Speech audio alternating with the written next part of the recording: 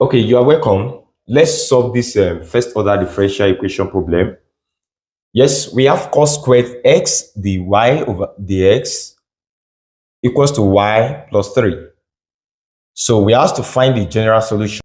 Okay, so here we have cos square x dy dx equals to y plus 3. Now, what I will do is that I will bring where there is y to this dy, and I will bring this where there is x to this dx. So let's go. Let's proceed.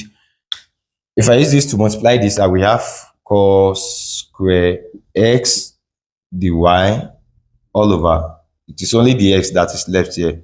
The x equals to what? Y plus 3. Okay.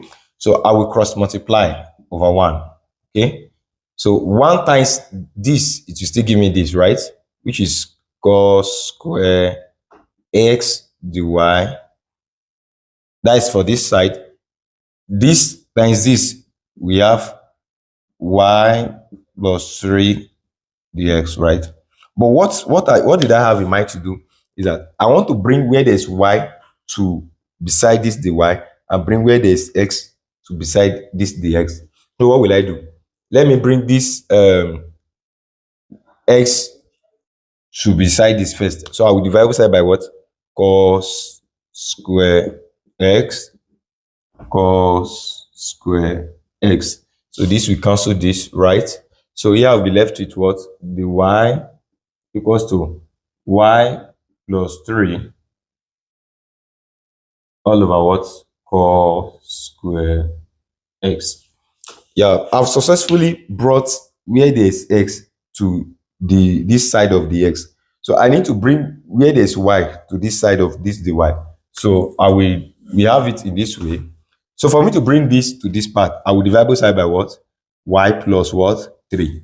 So here I have the y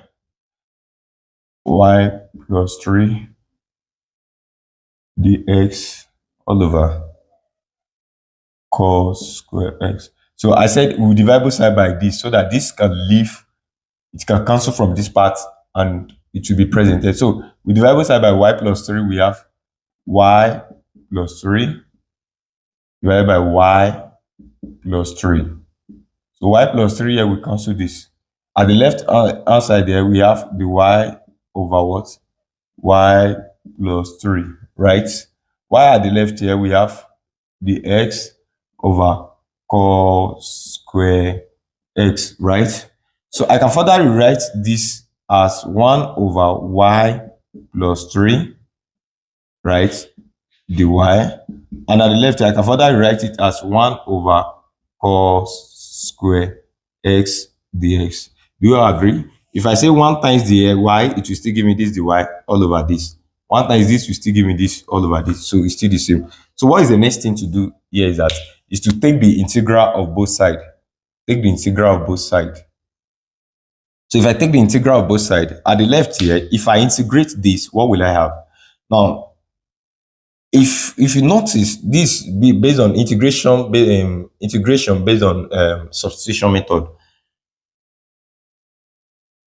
If you integrate this, if you differentiate this denominator, right, it will give you this numerator, right? Now, we are integrating, right? But this integration by substitution method. If you differentiate this denominator here, if I differentiate this 3 is a constant number, it will change to 0, right? But if I differentiate this y, here it's just like y raised to the power of 1. So it will be what? 1, you use this one to multiply this y times y, you now subtract 1 from that y. You understand? So it becomes 1 times y raised to the power of what? 0. And y raised to the power of 0 give me what? 1. That is 1 times 1, which will give me what? 1. So that is, if I differentiate this denominator, it will give me 1.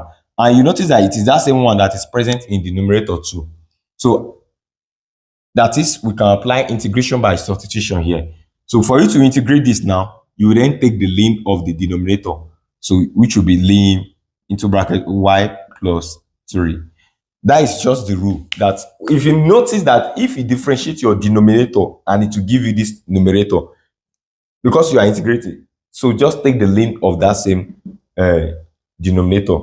So the same thing applicable to this. But this one, we can further break this one. If you remember from trigonometry, that if you remember from trig that sec